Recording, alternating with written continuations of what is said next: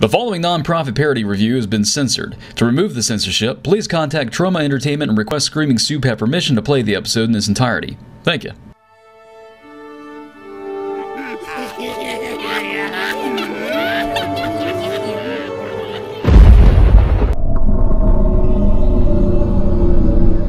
Bring up the video zone. Greetings, Emperor. Okay, what's the situation there? A mischievous being called Buzzkill threatened the free will of this world's inhabitants with the help of a mystical second-hand scripture. Before he could complete his quest, however, a hero of sorts stopped him, but not before Buzzkill cast one last spell. He summoned the monsters and the like to help him in battle. This spell is what tore us from our respected dimensions into this mishmash plane they call the Crosslands. Upon arrival, we confronted another group of unwilling participants, snatched across the cosmos from a place called... Are they being a pain in the ass or what? To say the least. They're a crude collection of mutant savages who've been nothing but a constant nuisance to our predicament. Their confusion and panic from our shared journey brought us hostility we're forced to combat, and now find ourselves locked in a feud of epic proportions. Bunch of toxic mouth breathers are giving you hell, huh? Is this Crosslands giving you any problems?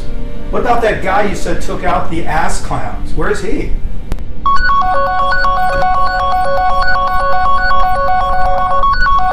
Y'all there? Hello? Well, come on down and let's get the shindig started already.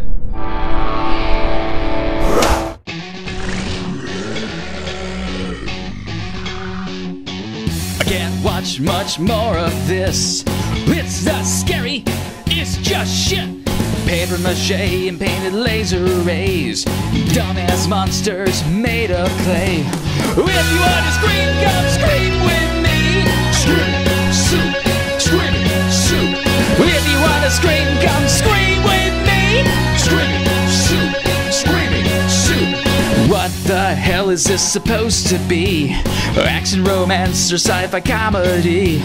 I just don't have fucking time for this shit. Bring on the blood and show me the tits.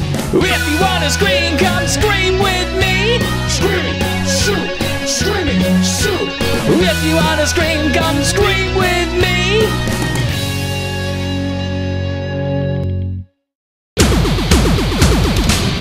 Alright, let's try this again. Reminder for those with shifter brains that Howlin is neutral territory. No one's bringing their unholy war into this bar after I just fought tooth and nail for it, comprende? So you're here to speak for and for Full Moon we have... West. Dr. Herbert West. Well, get in here so I have to yell across the bar. Oh, putrid polecats. Keep your BO in check, will ya? I'm sorry, Deadwest, but my are going crazy. It's taking all I got to resist fighting this evil in our presence. What an interesting biological reaction to such an intangible stimulus. Perhaps I can help you with that back at my lab. I don't need to be poked and probed to know your bad news. Hey, focus now. Talked about this. You already started this shitstorming to let an all-out attack on Full Moon after y'all landed here. How can I make you understand? I'm trying to save you all from these venomous snakes from the stars. This mutated mishap is grossly mistaken. My fellow travelers and I are merely trying to collect ourselves and devise a way home, which is near impossible as long as we're constantly occupied with defending ourselves from your attacks. My only act up when there's evil business around. How do you explain that? Dr. West? We have certain individuals whose purposes are of ill intent. But what community doesn't? We at least have our problematic passengers contained, which is more than I can say for over there. Maybe you should direct your rage toward those gangs running amok like the and the Whoa! Everybody stay frosty! I've had enough of this insult to diplomacy. I've had enough of your lies, Dr. Firepants. You may think you're this righteous hero, but all I see is a grandstanding peon who doesn't recognize those who are superior. Now, not all of us are in favor of fighting, but there are those willing to finish what you start at our doorstep. Well, that went just like a plan. Where are you going? I have to rally the We need to be ready when everything goes nuclear. Well, damn it to hell! Well, howdy there, Scream Freaks. A lot's happened since we last saw you, so let's walk and talk. You wouldn't believe what's been happening here since the last saw you, Scream Freaks. Ever since Full Moon got here, it's been non-stop mutant punk rumbles and laser scythe fighting around the clock. We're lucky the Howland's still standing, but who knows for how long after we just saw diplomacy get slammed dunked down the shitter. So, how did it go? Not good. You guys come up with anything? We either need a being of unfathomable cosmic power to send them back home, or wait till they kill each other off. Are you sure Ray Wise doesn't mind us using his office? He's too busy working on some new TV show to be worried about this place. What are we gonna do? If only we could let them fight, but in controlled conditions, it spares Howland. One man leaves, 2 men enter, 1 man leaves. That's it! Yo, everyone out there, listen up! This is Deadbeat, undeaded in your face! I just wanted to thank you beautiful sheepies and gorgles for coming out to support me giving this official christening of the new Thunderdome! Now for this most historic occasion, I give you the sweet anthem. Stand your feet and pop your fists in the air! So this is your proposed solution to our predicament. Gladiatorial combat. We know we can't stop you from going at it like piss-crazed alley cats, so we figured this can at least help keep damages to a minimal.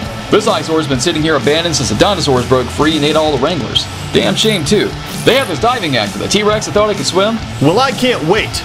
When can I start mopping the floors with these guys? Well, now hold on there, partner. That's the beauty of our system here. Doc Rex built a surefire means of random selection that decides who goes in for every fight that's willing. This way, to lay the smackdown on evil, no offense, West, and Full Moon is left alone long enough to plan a way home. There's an eye for an eye win for us all. Out there, Deadbeat! Ow! Well, this is it. I'm grabbing a seat, so I'll see you later. What's up to all you out of this world Max out there? This is Evanstein bringing you the 411 on this over-the-top grudge match. Breaking this blue waffle hymen. First up we have...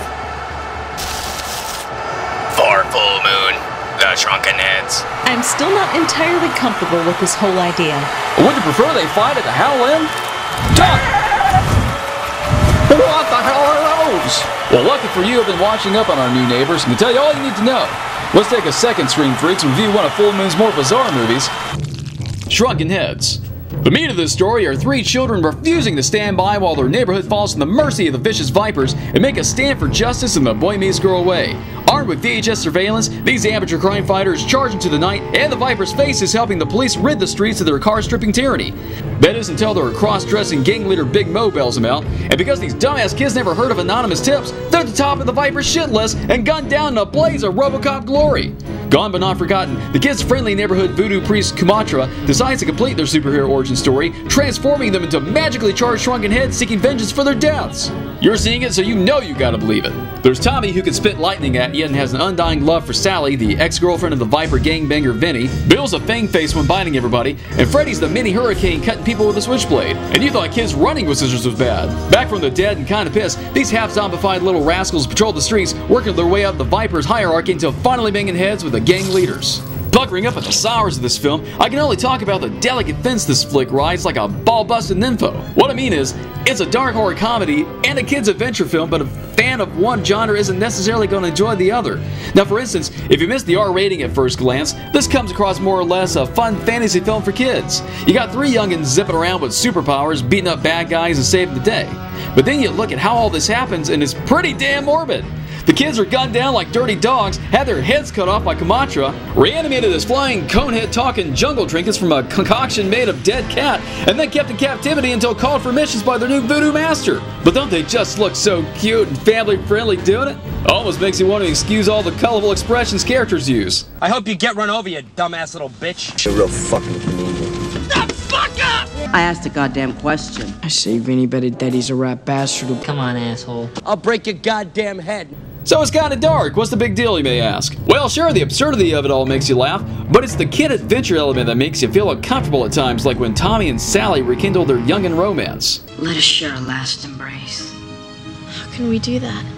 I will show you, Sally. Ah! Tommy, what are you doing?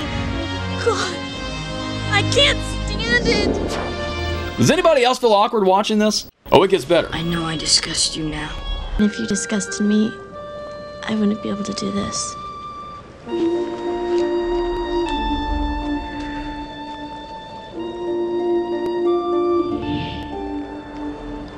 Never have I seen or heard of a human head made so small to show affection of this sort, I will leave you alone to afford you privacy.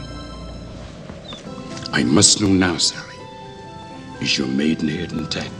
Like I said, the dark comedy fans now feel awkward as hell, and a whole can of fucked up emotions have just opened up for kids whose parents didn't know better. Before the popos are knocking down our door, let's move on. Aside from all the oddball mixture of adult dramedy and kiddie fantasy, this film did succeed in giving us zero pissing time and zero bogus scares. I guess the filmmakers didn't want to bore the adults and thought bogus jump scares would be too frightening for the unsupervised Rugrat viewers. Speaking of the filmmakers, one of the sweets of this full moon film is made by some famous brothers. Charlie Band came up with the idea for Shrunken Heads and produced it, and his brother Richard composed the music. Opposite them, the director is Richard Elfman, playing the preacher on the bus. The brother composer Danny Elfman, the guy who does the music for all Tim Burton's movies, and Danny provided the main theme of Shrunken Heads. This film kind of makes sense now when you know that. Richard even got to double dip into his brother's music using his Oingo Boingo Band song No One Lives Forever for the big chase scene at the end, but I still prefer Tobe Hooper's use of the song in Texas Chainsaw Massacre 2. And if you like farts and zombies, then you'll love the fate of the Viper Gang. Each time a gangbanger is killed by one of the heads, they come back to life as a dim-witted, community-conscious citizen, cleaning up the neighborhood while shitting themselves until they decompose into brown liquid. I guess it beats being mummified like Big Mo and Vinny. Never cross anyone who's friends with a voodoo cop from Haiti. If you haven't figured it out yet, this is the same actor who played the short-changed voodoo priest that brought Cordell back from the dead in Maniac Cop 3. Except this time, we know what he's doing, and he's following through with it unlike Maniac Cop 3. When it comes to the body Shrunken Head stacks, we're at a bit of a loss. Everybody who dies is brought back to life one way or another. You would think that the defeat of the Vipers would be enough for releasing the boys from their hellish existence, but Sally takes up the voodoo hoodoo from Kamatra and becomes a caretaker for the heads until they're needed again. Needed again? Are these boys now doomed to a fate that you never asked for as a little girl's mind-fuck kill squad with benefits? That is some twisted shit. Now, as awkward as this story got at times, there were no boobs anywhere to make it more confusing. Luckily for you, you know what you're in for when watching our show, so here's some eye candy for you. Billy, let's nuke this mishmash mess and see what it rates.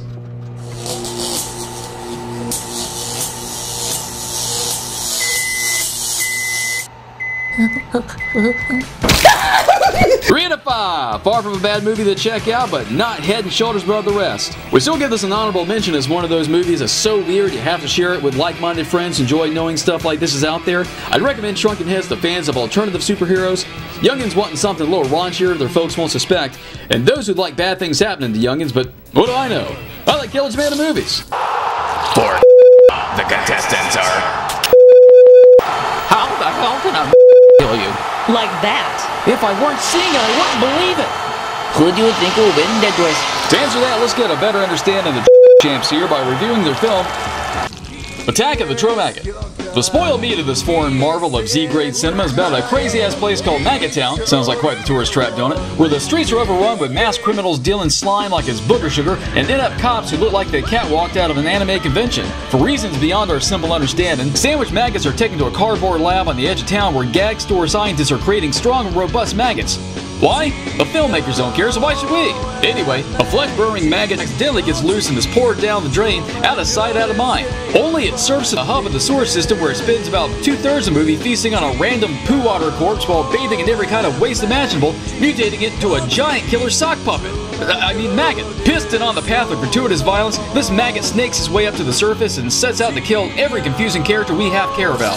Alright, if you haven't been able to tell yet, this flick's primo selection for a buffet of sours. It's like someone lost the original low-budget movie and then recorded their own no-budget version to cover the tracks, like in that Be Kind Rewind flick. Cinephiles want to scream at its dime store makeups, blatant reverse shots, and all the endless dubbing over people whose mouths obviously ain't moving, sounding more like a riff tracks recording than any kind of script. Where did we stop? Yeah, my hand inside their mouth. Okay, go! If you would be washed at least! Come with me, and you'll be in a world of trauma imagination. But despite these easy targets of homemade ingenuity driven by a good old college try, I'm only going to criticize one thing I think trumps everything else when making a movie, and that's Tromaggot's story. Whether you have $1 million budget or a few bucks in a shoebox, folks can sit through anything as long as there's a good story with someone to relate to and experience everything through. In this case, however, there's no one to latch on to. We spend the whole time ping-ponging all over the place, from the porn-addicted scientists and perverse cops to the mucus gang and this guy, who I thought was going to be the lead for us to tag along with. He's there from the very beginning, almost initiated by the mucus gang, thrown in jail by the cops for a few minutes before singing everything he knows about mucus, and then gets killed by the maggot before the movie even clocks an hour. What the fuck? This is the one character who interacts with everything but is a completely missed opportunity. Almost as missed as me recognizing this as the same actor. It took me over half the movie to realize this wasn't a separate character. Anyway, the filmmakers can keep everything else the same in my opinion, but this guy really needs to be developed more and kept to the very end before killing him off. If it were up to me, I'd have the cops offer him a release from his 6-year sentence in return for his cooperation to infiltrate the mucus gang as an undercover agent and help them bust the slime ring once and for all. That way, no real changes to the sequence of events, but we now have a character we can root for when this cops and robbers cosplay collides with the Tromaggot. Well, if this cheap thrill ain't one thing for certain, it's boring. Clocking at 0 on the pissing timer, Tromaggot never has a dull moment, packing as much nonsense dialogue and play acting as possible from beginning to end. And way to go for no bogus scares to annoy us with. You're probably on the edge of your seat wondering what I'm going to say is sweet about this thing, so here it goes. Despite Tromaggot's zip production value and seemingly careless disregard for filmmaking to the naked eye, there are some nuggets of creativity worth mentioning. Plenty of times the characters break the fourth wall from interacting with the film crew to leaving in a blooper. But I thought it was cool how the filmmakers came up with some fun ways for the characters to interact with the transitions. There's an ambitious one-trick CGI pony for going back and forth between the surface and the sewers, a mutant bird, and the Tromaggot is pretty primitive from a sock puppet to what looks like a burrito all beat the shit, but the way it's shot is effective and works for a practical monster effect. Seriously, if you simply imagine that thing replaced with a high-end creature prop, then you'll see these monster scenes were shot and edited pretty well, especially when it comes to these over-the-top scenes with arms, legs, dicks, and asses being bitten off, which more than qualifies this as a trauma flick bursting with blood, shit, and piss. Yes sir, shot as a trauma fan film, these indie film buffs managed to get the attention of the Toxic Avengers creators and were graced with a cameo from Lloyd Kaufman and fucking Toxie himself. Pretty damn impressive. Despite being such a little movie with more ambition than budget, Kaufman and Hertz recognized the filmmaker's love and celebration for trauma movies and his characters and were willing to work with them and promote their cinematic efforts of superhuman size and strength to audiences everywhere. Ready for the kill count, Attack of the Tromaggot stacks up 17 bodies, with 2 of these being from a dream sequence borrowing Troma's tips for head smashing. With lots of accidental deaths like a promo for gun control, the Tromaggot only eats his way through 8 gore-tastic bodies. Putrid polecats! I haven't seen violence this animated since Mortal Kombat. Attack of the Tromaggot, we see a total of 0 Maggot-Town tips. But to make up for that, here you go. Billy! Let's look at the ingredients of this flick and see what it rates.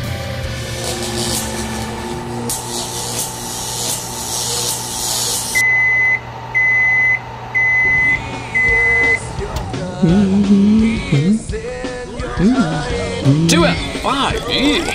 Attack of the Tromaggot gets some major points for ambitious filmmaking, pulling together a complete monster feature on a true shoestring budget, but in the end this ain't something I'd probably care to see a second time. Full of gag slime, random Christmas, and raunchy humor, I'd recommend this thing to die-hard Troma fans, those playing street trash trivia, and every amateur filmmaker aspiring to make their first movie. But what do I know?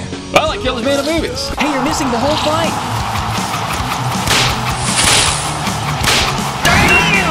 Unexpected move by the mother. We got ourselves a level battlefield, y'all.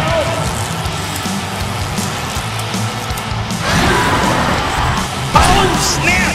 Someone just got the bet on this round. The winner is the remaining Shrunken Head, which means the first blood goes to Full Moon. Fascinating. You'll make quite the addition to my studies. That was awesome! It's much better than the Dino Rodeo. Whoa! Look at this crowd! They sure got fight fever now. We've still got a lot of rounds to go. Until the next Full Moon fight, I'll see you later, Screen Freaks.